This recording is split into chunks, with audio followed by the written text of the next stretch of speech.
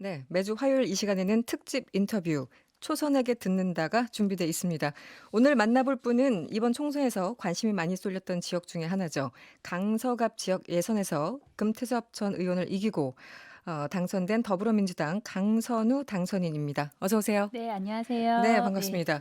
저희 지금 뭐 늘 그렇지만 유튜브로도 생중계되고 네. 있습니다. 지금 당선인 얼굴이 보이는군요. 네. 네, 손 한번 네. 흔들어 주시죠.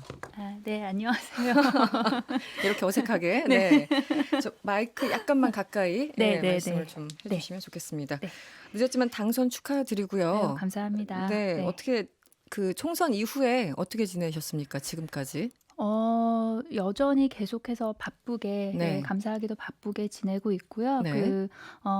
선거 때 말씀드렸던 저희 지역 관련된 현안, 공약 관련해서 뭐 전문가 간담회라든지 아니면 저희 또 다른 지역구 의원들 들과 함께 공동 대응해야 되는 네. 그런 이슈들에 대해서 계속 뭐 간담회 가지고 미팅 가지고 있고요. 네. 그리고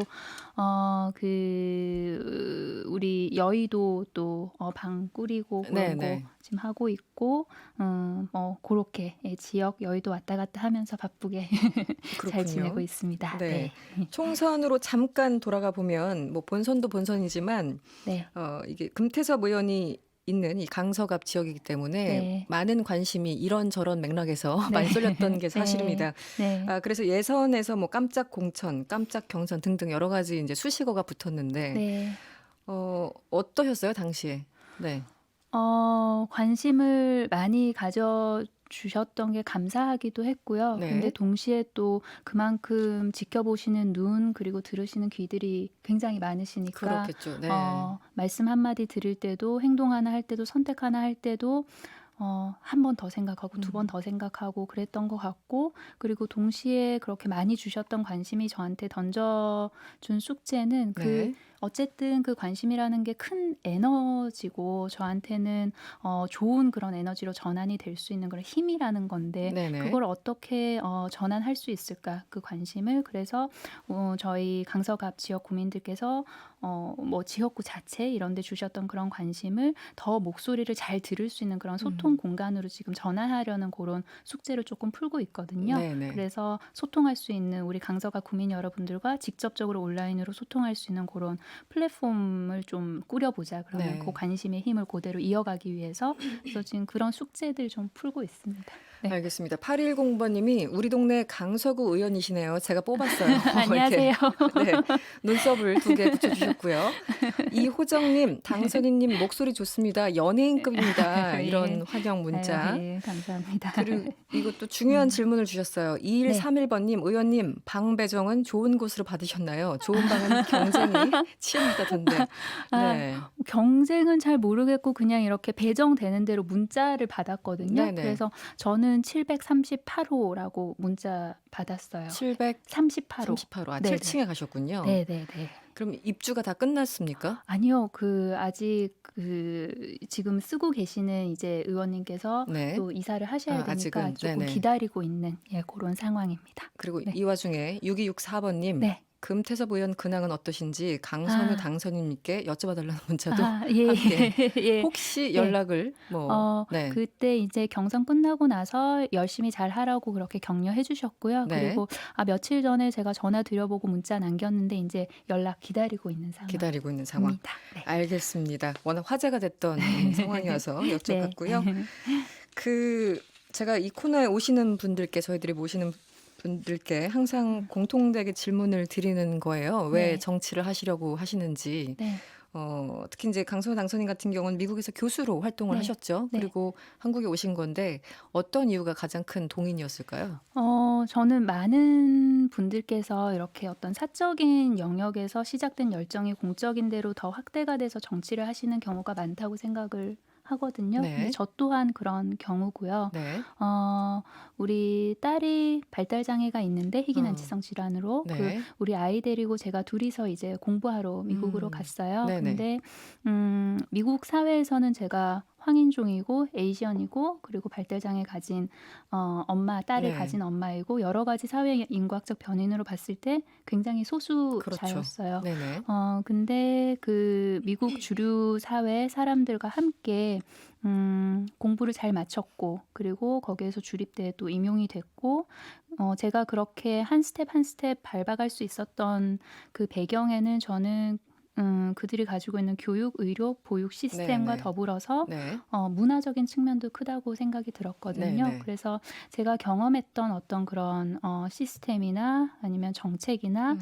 이런 거를 좀 우리나라에서 뿌리 내리게 하고 싶은 그런 부분들이 많았고 네. 그리고 제가 또 아이 키우면서 네. 내재적인 관점에서 내지는 당사자로서 봤던 그런 문제들이라고 할까? 그런 거에 있어서 조금 더 깊이 있는 통찰을 할 수 있는 부분이 부족하지만 그래도 분명히 있다는 생각이 들어서 네. 그래서 그 열정으로 음. 시작하게 됐어요. 네. 그 미국에서 발달장애인 딸을 키우고 네. 또 이제 홀로 이렇게 일을 하면서 아이를 키우는 그런 그 네. 상황 굉장히 어렵죠. 미국과 한국이 네. 정확하게 비교가 될 것 같아요. 어떻습니까? 어떤 국가든 그리고 그 국가가 가지고 있는 어떤 시스템이든 물론 장점만 있는 그런 거는 없죠. 다 그렇겠죠. 장단점이 네네. 있는데 제가 조금 크게 다르게 느낀 부분은 네. 어떤 다름을 인정하는 음. 문화가 네네. 내지는 다름을 인정하는 데서 나오는 그런 유연성 같은 게 조금 더 넓고 유연했던 것 같아요. 그러면은 다름을 인정받는 쪽에서는 그게 네. 굉장히 뭐라 그러나 활동 영역이나 아니면 내가 용기를 내볼 수 있는 그런 스펙트럼을 크게 해주는 면이 있거든요. 그렇죠. 적극적이 그래서 되죠. 네, 네네. 그런 경험이 굉장히 좀 달랐던 것 같고 네. 그래서 그거는 사실 입법이나 정책이나 시스템이 그런 문화를 끌고 오느냐 아니면 그런 문화가 있기 때문에 요구에 음. 의해서 입법이 되고 시스템이 만들어지느냐 그거는 네네. 닭이 먼저냐 달걀이 그렇죠. 먼저냐의 네네. 문제인 것 같아요. 근데 만약에 문화가 어떤 현상만큼 빨리 좀 따라오지 못한다면 네. 저는 시스템이나 입법이 그걸 조금 더 선제적으로 음. 끌고 가야 될 필요가 있다고 생각하거든요. 네네. 그래서 그런 이유에서 좀 어찌 보면 무모하게 그렇게 4년 전에 네. 도전했었어요. 네. 네. 그러면 희망하는 상임위는 관련된 네. 위원회일까요? 예, 저는 보건복지위 네. 희망합니다. 예. 가장 먼저 입법을 좀 하고 싶으신 게 어떤 걸까요?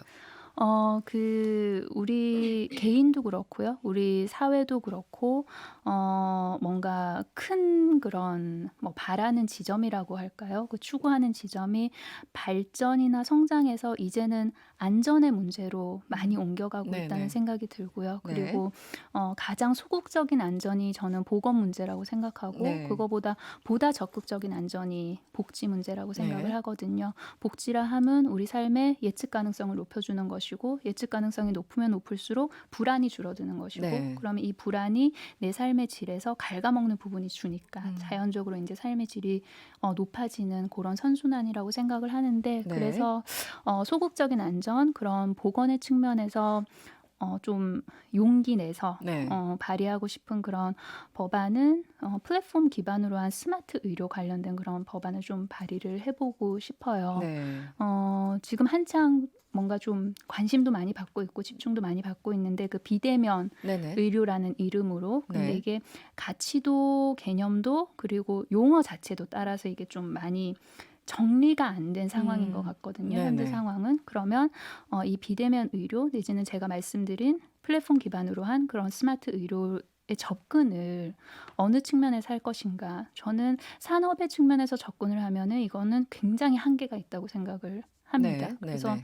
이 의료라는 것 또한 가치 정립을 조금 해나가야 되는데 네.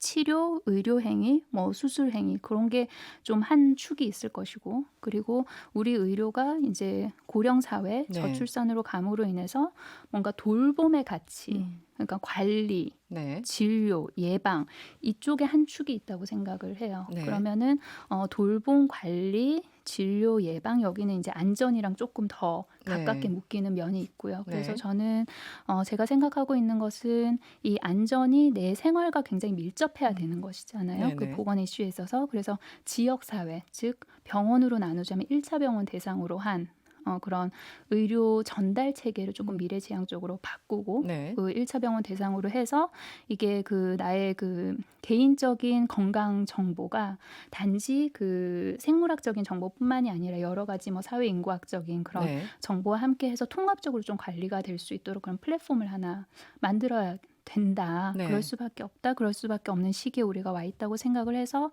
그 부분 관련돼서 좀 입법을 하려고 지금 현재 전문가 그룹과 접촉하고 공부하고 준비하고 있는 중입니다. 네. 네. 또 그런데 이제 법이라는 게 산업 이 사회가 따라가지 못하는 것도 있고 또 안 따라가려고 이제 음. 저항하는 것도 있고 여러 가지가 있을 텐데 지금 네. 말씀하신 그 부분은 굉장히 좀 체계적이고 어떻게 보면 좀 광범위한 내용을 말씀을 네, 네, 해주셨는데 네, 현실적으로 지금 말씀하신 그런 부분을 의료계나 이쪽에서 네.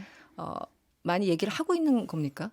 네네. 의료계도 의료계 하나로 좀 보기보다 이렇게 뭐라 그래야 되나? 그 쉽게 말씀을 드리면 1차 진료, 2차 진료, 3차 네네. 진료 기간 간에도 서로 뭔가 역할 이견이 분담이 다르죠. 조금 네네. 있기 때문에 의견도 다르고 그리고 본인들이 서 있는 위치에 따라서 뭐 주장하는 바도 좀 상반이 그렇죠. 되는데 네. 제가 말씀드린 건 일단 그런 실무적인 대상을 말씀드리자면 저는 1차 병원, 지역사회, 네. 지역병원 네네. 대상인 것이고요. 음. 그리고 지금까지 어떤 이런 비대면 의료 관련해서 의사협회가 굉장히 뭐 반대를 해왔다. 이렇게 네네. 그렇게 표면적인 그런 한 문장으로 보면 그게 사실일 수도 있는데 그것도 조금 더 뜯어봐야 되는 게 이 의사협회 안에도 그 1차 진료 기간에 의사들이 계시고 2차, 3차가 있기 네네. 때문에 그 약간 비율에 따라서 이게 네네. 반대다, 찬성이다가 좀 네네. 갈릴 수가 있는 맞습니다. 거거든요. 네네. 그래서 일단은 그 의료라는 것에 있어서 우리가 그럼 나가야 될 방향, 돌봄 관리 예방 의 방향으로 나가야 되지 않느냐. 그 네. 가치부터 조금 정리를 하고 그거에 따라서 미래지향적으로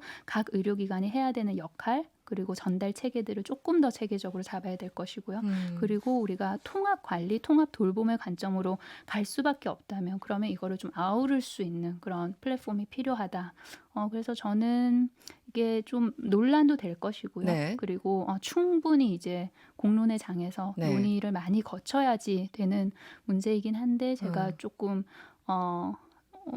중요하고 그리고 부족하지만 어쨌든 역할을 좀 잘 해보고 싶은 그런 욕심이 있어서 네. 지금 준비 중에 있습니다. 네.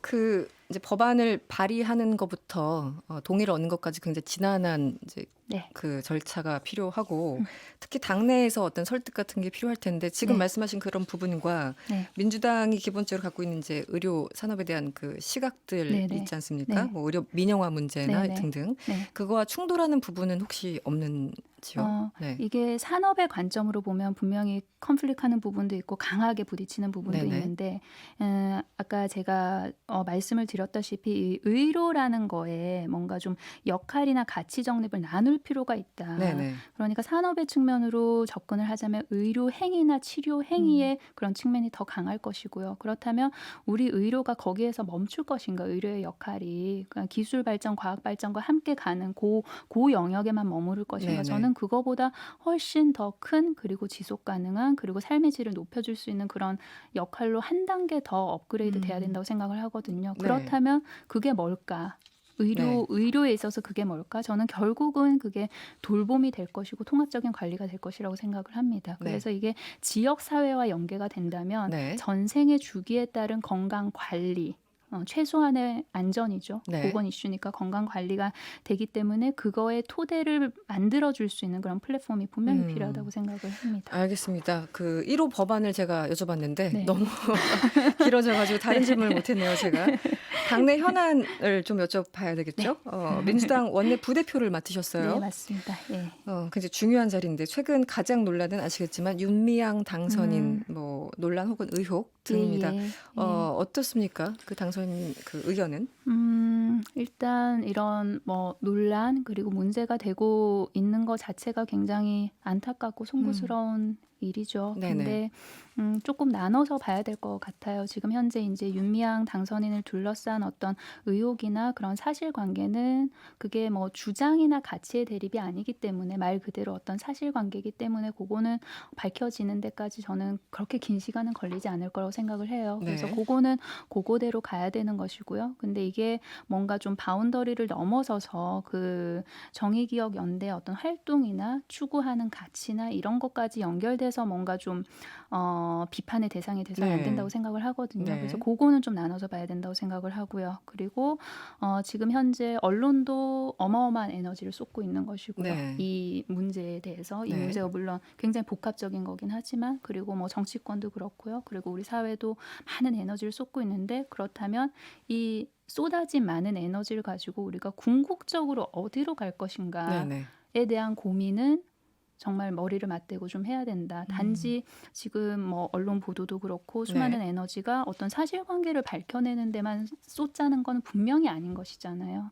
그렇다면 정의기억연대의 활동이나 아니면 다른 시민단체 어떤 그런 가치를 추구하는 그런 활동에 대해서 우리 사회가 어떤 식으로 적절한 균형을 취할 것이고 네. 그런 방향성 설정에 대해서 저는 그 논의도 조금 이제는 시작돼도 되지 않을까라는 생각이 들거든요. 네. 그래서 그 윤미향 당선인 자체에 관해서는 이제 뭐 사실관계 밝혀지고 그러면은 당의 입장이 전 나올 것이라고 보고요. 그 사실관계는 언제쯤 밝혀집니까?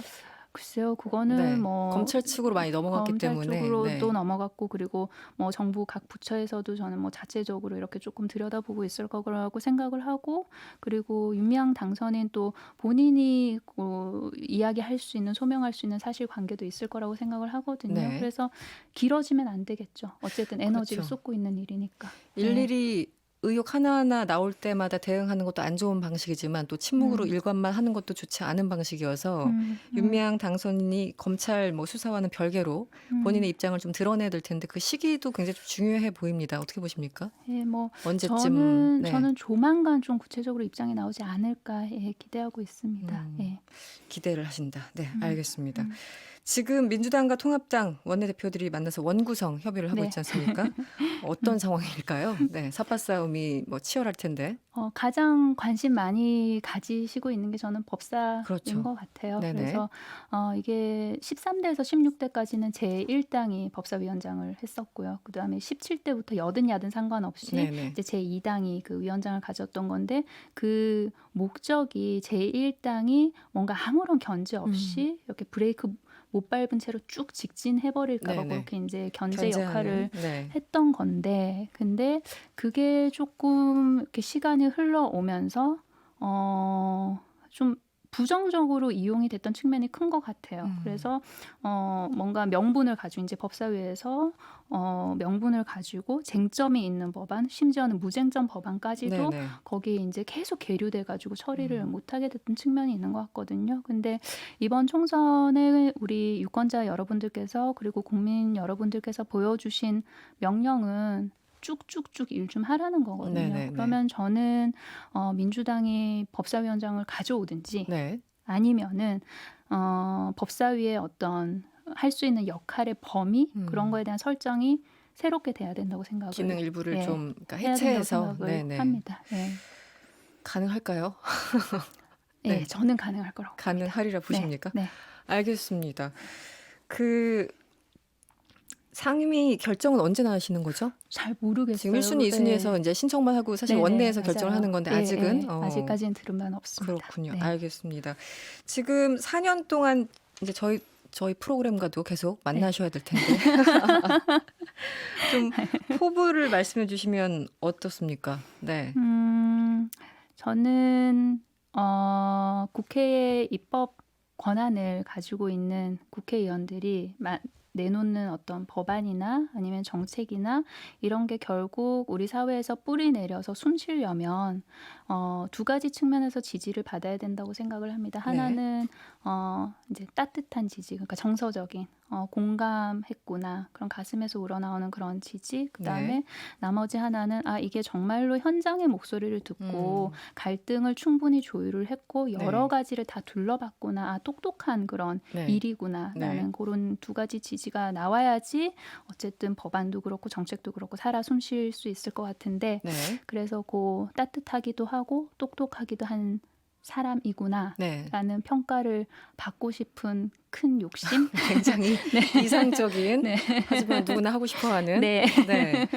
지금 문자가 많이 오고 있어요. 강선우 당선인과 얘기를 나누고 있는데요. 성지영님 말씀하시는 분 누구신가요? 목소리가 좋으세요. 네, 안녕하세요. 강서갑 국회의원 당선인 강선우입니다. 네, 배우 이영애 씨와 목소리가 비슷하다 문자가 쇄도한다고. 예. 네, 쇄도한다고 합니다. 네. 4923번님 발달장애 딸과 함께 미국에서 공부를 하셨군요. 네. 장애 관련 교육 정책에 관해서 의원님의 활약을 기대합니다. 이런 문자 주셨고. 예, 지켜봐 주십시오. 고맙습니다. 네, 그리고 감선태님. 원격 의료 관련해서 이 정도로 많이 고민하고 계신 정치인은 처음인 것 같네요. 또 이렇게 문자를 주셨네요. 더 많이 네. 소통하고 고민하고 그렇게 하도록 하겠습니다. 네, 네. 알겠습니다. 마지막으로 3497번님. 21대 국회는 일하는 국회, 국민이 신뢰할 수 있는 국회가 될 수 있도록 노력해 주세요. 이런 문자 함께 네, 주셨습니다. 일하는 국회 네. 주신 명령 잘 따르겠습니다. 네. 알겠습니다. 지금까지 더불어민주당 강선우 당선인이었습니다. 오늘 고맙습니다. 감사합니다. 네. 여러분의 퇴근길을 꽉 채워드립니다. 평일 저녁 6시 5분 이승원의 세계는 그리고 우리는